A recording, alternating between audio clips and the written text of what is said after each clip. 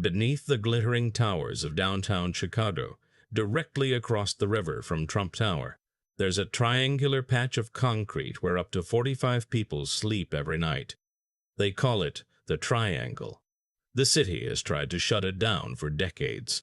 But every time they fence it off, the residents come back. And if you ask them why they stay in this particular spot, why this triangle and not somewhere else, they'll tell you it's because of the rules. Not city rules, not shelter rules, the other rules. The ones that keep you alive after 2 in the morning. Raymond Oates was 53 years old when I met him, though he looked closer to 70. He had a gray beard that reached his chest, hands scarred from decades of manual labor, and eyes that never quite settled on anything for long. He'd been living in the Triangle for 11 years, which made him something like an elder statesman among the 40 or so people who called that patch of concrete home. The Triangle sits where Lower South Water Street splits off from Lower Wacker Drive, bounded by concrete barriers on all sides. Unlike most of Lower Wacker, this section was never fenced off when the city reconfigured the roads in the late 90s. It became, by accident of urban planning, a refuge. Thousands of cars pass by every day. Tourists heading to Navy Pier can see it from their Ubers, but almost no one stops. Almost no one asks questions. Raymond was different from most of the Triangle's residents. He wasn't an addict, wasn't mentally ill, wasn't running from warrants. He'd been a union electrician for 22 years until a workplace injury left him with chronic back pain and the prescription for OxyContin that eventually cost him his job, his marriage, and his apartment in Bridgeport. By the time he got clean, he had nothing left. The Triangle took him in, and so Raymond became the unofficial historian of that place. He knew everyone who came through, remembered everyone who left, and quietly kept track of everyone who disappeared, because people did disappear from the Triangle. Not often, but regularly enough that Raymond had stopped being surprised by it. The official explanations were always the same. They moved to a shelter. They went back to family. They got picked up by police. They overdosed somewhere else. And sometimes those explanations were true. But Raymond had been there long enough to notice that some disappearances didn't fit any pattern. People who vanished on certain nights, from certain spots, under certain conditions. People whose belongings were found untouched the next morning, as if they'd simply evaporated. It was Raymond who first told me about the rules. Not proudly, not dramatically, but matter-of-factly, the way you'd explain that you don't touch a hot stove. He said the rules had been passed down from residents who'd been there before him, and they from residents before them, going back to when the Triangle first formed in the late 90s. You follow the rules, Raymond said, and you wake up in the morning. You don't follow the rules, maybe you wake up somewhere else. Maybe you don't wake up at all. I asked him what he meant by somewhere else. He just shook his head and changed the subject. The rules, as Raymond explained them, were simple. First, never sleep alone in the Triangle, always within arm's reach of at least one other person. Second, never investigate strange sounds after 2 in the morning. If you hear something, you ignore it. Third, if someone calls your name from the darker sections of Lower Wacker, you don't answer. You don't even acknowledge that you heard it. Fourth, never, under any circumstances, follow the lights. I asked Raymond what lights he meant. He described them as pale blue, almost white, flickering in the tunnels that branched off from the Triangle toward the older sections of Lower Wacker. They appeared randomly, usually between 2 and 4 in the morning, and they moved. Not like flashlights or headlights, but drifting, almost floating, as if carried by something walking slowly through the dark. But that wasn't even the strangest rule. The 5th rule was this: if you wake up and everyone around you is gone, do not move. Do not call out. Close your eyes and wait until you hear traffic again. Raymond said this had only happened to him twice in 11 years, but both times he'd followed the rule, and both times when he opened his eyes, everyone was back exactly where they'd been, as if nothing had happened. I asked him what would happen if someone broke the rules. Raymond was quiet for a long moment before answering. There was a guy named Curtis, he said finally. Good guy, funny. He'd been here maybe 8 months. One night he woke up and everyone was gone, just like I said. But Curtis, he panicked.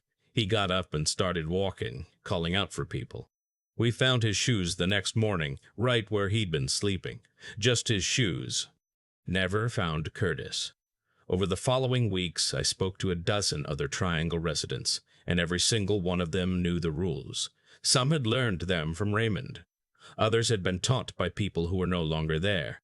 A woman named Gaither, who'd chosen the Triangle specifically because she'd never seen rats there, told me she'd watched the lights 3 times and that they always moved in the same direction, toward the older tunnels beneath the loop, the ones that connected to the original 1926 construction. A man who went only by preacher said he'd heard his dead mother's voice calling him from the darkness one night in 2019. He'd almost answered before another resident grabbed his arm and held him down until the voice stopped. It knew things, preacher said. Things only my mother would know. But it wasn't her. The voice was too smooth, too patient. My mother was never patient a day in her life.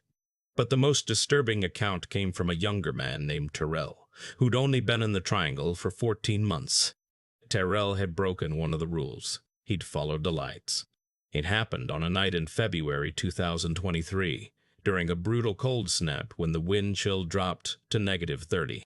Terrell had seen the pale blue glow drifting through the tunnel toward Lower Columbus, and, half delirious from the cold, convinced himself it was a maintenance worker who might have supplies or access to somewhere warmer. He got up and followed.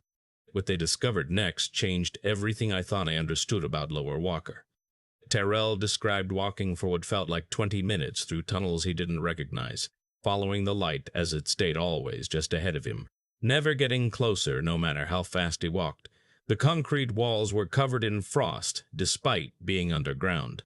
The air smelled sweet, almost rotten, like fruit left too long in the sun. And then the light stopped. Terrell said it hovered in place, maybe 30 feet ahead, illuminating a section of wall covered in handprints. Dozens of them, maybe hundreds, pressed into what looked like frozen condensation on the concrete, all different sizes, all facing the same direction, as if the people who'd made them had been trying to push through the wall itself. Terrell turned and ran. He ran until he burst back into the Triangle, gasping, frost on his eyebrows, unable to explain how he'd gotten so cold in an underground tunnel. When he looked at his phone, 4 hours had passed. He'd left at 2:30 in the morning. It was now 6:45. No one could explain where those 4 hours had gone. Terrell couldn't remember anything between seeing the handprints and running back to camp. But he did notice something when he got back. A pale handprint on the back of his jacket, right between his shoulder blades. He burned the jacket that morning and hasn't slept alone in the Triangle since. I spent 3 nights in the Triangle with Raymond and the others, trying to see for myself what they'd described. On the first 2 nights, nothing happened. Traffic flowed normally.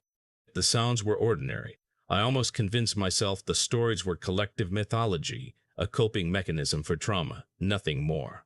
On the 3rd night at exactly 2:23 in the morning, I saw the lights. They were exactly as described, pale blue, almost white, drifting slowly through the tunnel toward Lower Columbus. They cast no shadows. They made no sound. And, as I watched, frozen in my sleeping bag, I understood why the rule was to never follow them. Because everything in me wanted to. The lights were beautiful in a way I can't fully explain. Hypnotic, peaceful, like looking at moonlight on water. I felt certain that if I followed them, I'd find something I'd been looking for my whole life.